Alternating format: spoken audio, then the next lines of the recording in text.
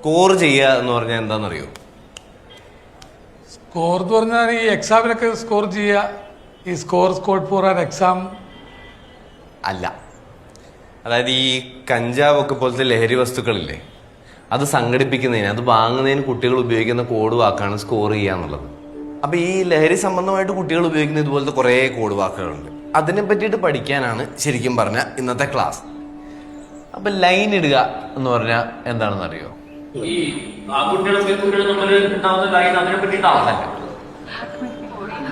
MDMA എന്ന് പറയുന്ന ഒരു രാസലഹരി ഉണ്ട്.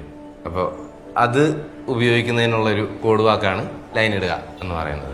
ഈ ജോയിന്റ് അടിക്കുക, സ്റ്റിക്ക് അടിക്കുക, അതൊക്കെ എന്താണെന്ന് അറിയാമല്ലോ അല്ലേ? സ്റ്റിക്ക് ഇതല്ല. കഞ്ചാവ് വലിക്കുന്നതിന് പറയുന്നതാണ് ജോയിന്റ് അടിക്കുക, സ്റ്റിക്ക് അടിക്കുക എന്നൊക്കെ ഉള്ളത്. പൊടി അടിക്കുക അതെന്താണെന്നറിയോ? ഇവിടെ നോക്കി, ആ പൊടി അടിക്കലല്ല, കൊക്കെയിൻ ഇല്ലേ, കൊക്കെയിൻ ഉപയോഗിക്കുന്നതിന് പറയുന്ന കോഡ് വാക്കാണ് പൊടി അടിക്കുക എന്നുള്ളത്. പേപ്പർ ഇടുക എന്താണെന്ന് അറിയോ?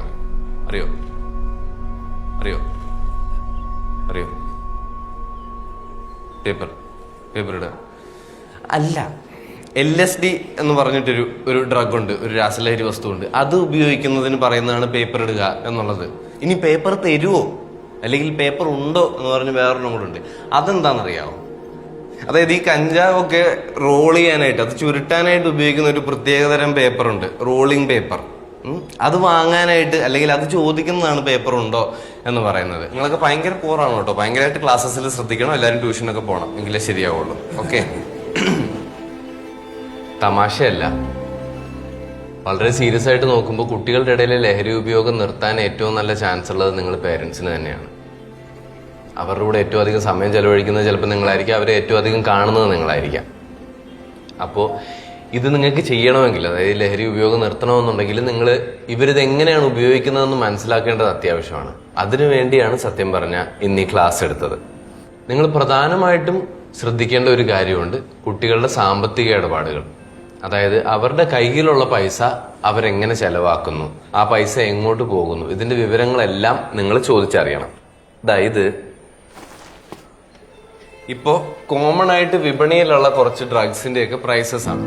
ഓക്കെ, ഇത് കുട്ടികൾ തന്നെ പോയി വാങ്ങണമെന്നില്ല, അവർ ചിലപ്പോൾ ഒരു ഗ്രൂപ്പായിട്ട് ഷെയർ ഇട്ടിട്ടൊക്കെ ആയിരിക്കും ഇത് വാങ്ങുന്നത്. അപ്പൊ അവരുടെ കയ്യിലുള്ള പൈസ എങ്ങനെ ചെലവഴിക്കുന്നു എന്നുള്ളത് നിങ്ങൾക്ക് കൃത്യമായിട്ട് അറിയാമെങ്കിൽ നിങ്ങൾക്ക് ഇത് കുറച്ചും കൂടി നന്നായിട്ട് ട്രാക്ക് ചെയ്യാൻ പറ്റും.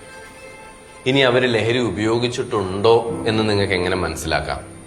ഇപ്പൊ കഞ്ചാവ് ഉപയോഗിച്ചിട്ടുണ്ടെങ്കിൽ സ്വാഭാവികമായിട്ടും കണ്ടുവരുന്ന സിംറ്റംസ് എന്ന് പറയുന്നത് കണ്ണൊക്കെ ചെറുതായിട്ട് ചുവന്നിട്ടുണ്ടാവും, മൊത്തത്തിലൊരു ഉറക്കം തൂങ്ങലുണ്ടാവും, ഒരു ക്ഷീണം ഉണ്ടാവും, പതിവിലധികം ഭക്ഷണം കഴിച്ചേക്കാം, അല്ലെങ്കിൽ അമിതമായിട്ട് ചിരിക്കുന്നുണ്ടാവും.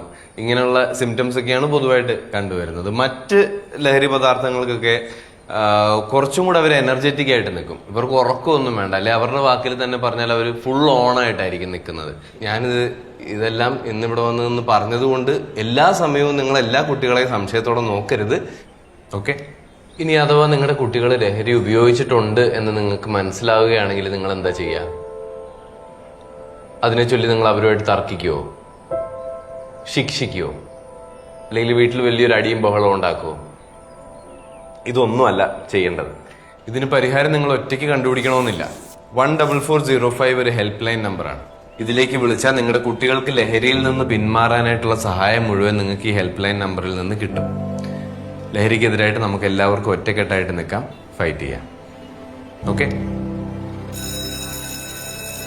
Class dismissed.